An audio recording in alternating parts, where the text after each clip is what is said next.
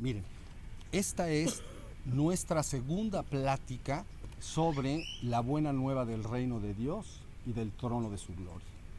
En esta oportunidad me gustaría comentar específicamente el segundo capítulo del libro, que se llama La ilusión. Pero antes de comentar este capítulo me gustaría que repasáramos de manera muy simple y sencilla, de manera superficial, lo que dijimos en la primera plática. Lo que dijimos en la primera plática trató, como recuerdan, del primer capítulo del libro, que se llama La verdad y la ilusión. ¿Okay? Dijimos entonces que ese capítulo exponía el marco teórico mínimo, pero suficiente para guiarlos a todos hasta la verdad completa, hasta el reino de Dios, hasta el reino divino o Dios. ¿Ok? Entonces comentamos en esa ocasión y dijimos, el reino divino debe ser entonces concebido como Dios en sí mismo, Dios mismo o Dios en sí mismo. Luego dijimos sobre el reino espiritual que para efectos de estudio y comprensión, como iremos viendo en el futuro, se podía dividir en dos grandes ramas. Un reino espiritual puro, ascendido y de luz, y un reino espiritual impuro, caído u obscuro. Luego dijimos entonces sobre el reino material, que era el reino que nosotros podemos percibir a través de los 5 sentidos físicos.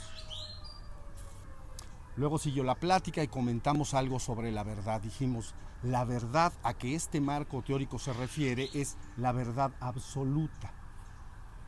Y solo se puede relacionar esta verdad absoluta al reino divino. ¿Ok? Luego dijimos entonces sobre la ilusión o engaño que abarcaba por igual el reino espiritual y el reino material, debido a que estos dos reinos son transitorios, mutables y por lo tanto relativos. Eso fue lo que dijimos. Finalmente comentamos entonces que la única y verdadera meta que el ser humano debe alcanzar es precisamente el reino divino, porque es la verdad absoluta, la única verdad absoluta que eterna e inmutablemente es. De ahí que sea el objetivo principal alcanzar. Eso es lo que repasamos y estuvimos comentando de alguna manera la semana pasada. Ahora ya podemos entrar un poco al segundo capítulo del libro, que se llama La ilusión. Mira, este capítulo trata de la manifestación de la existencia, pero apoyándose para ello en el relato bíblico de la creación en el Génesis, que está representado acá entonces con estas flechas en sentido expansivo. ¿Recuerdan la imagen que de alguna manera obtuvimos de la Biblia la semana pasada? Dijimos, imaginen una línea horizontal. Arriba de esta línea entonces tenemos un estado antes de la existencia, antes de que el mundo fuera. ¿Ok? Luego dijimos, bueno, el Génesis entonces al inicio narra un proceso de creación, ¿no?, formado por dos partes. Primero, la creación del universo en general, y luego la caída del ser humano en particular hacia este reino material inhóspito, del cual debe finalmente ser redimido y regresado al reino divino o Dios. Lo importante entonces es que este relato está dividido en dos partes. Vamos a analizar primero, de alguna manera, la creación general del universo. Esto, entonces, la Biblia en el Génesis lo relata de esta manera. Miren, está muy sencillo. Dice, el primer día, Yahvé Elohim separa la luz de la oscuridad, es decir, el día de la noche. El segundo día separa el cielo de la tierra. El tercer día separa la tierra de los mares y aparece el reino vegetal sobre la tierra. El cuarto día entonces separa el sol para dar luz al día, de la luna y las estrellas para dar luz a la noche. El quinto día entonces aparece el reino animal en los mares y sobre la tierra. ¿Ok? Luego dice, el sexto día Yahvé Elohim dice, hagamos al ser humano a nuestra imagen, como semejanza nuestra. Creó pues Yahvé Elohim al ser humano a imagen suya. A imagen de Yahvé Elohim los creó. Macho y hembra los creó. Eso es lo que dice el sexto día.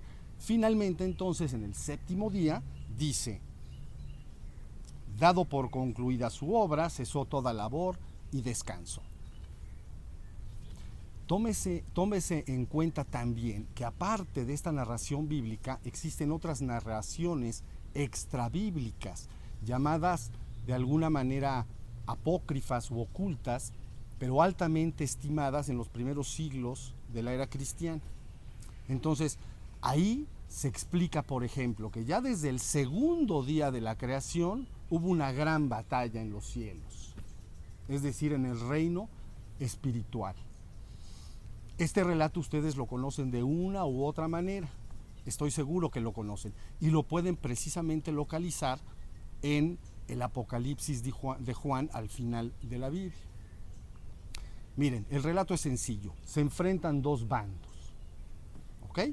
Entonces el arcángel Miguel y sus ejércitos luchan, ¿no? Y finalmente expulsan del reino espiritual a Satán y a todo su ejército y lo precipitan a tierra, lo avientan a tierra. Y hasta sus partes más inferiores, el reino espiritual caído.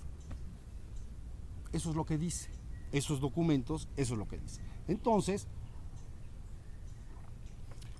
tanto el Génesis como estos documentos lo que nos están mostrando es un proceso de creación existencial de la existencia en un proceso descendente, tal y como estamos viendo en estas imágenes, en forma expansiva, es un proceso que desciende. Hasta ahí entonces el relato de la creación del universo en particular, ¿ok?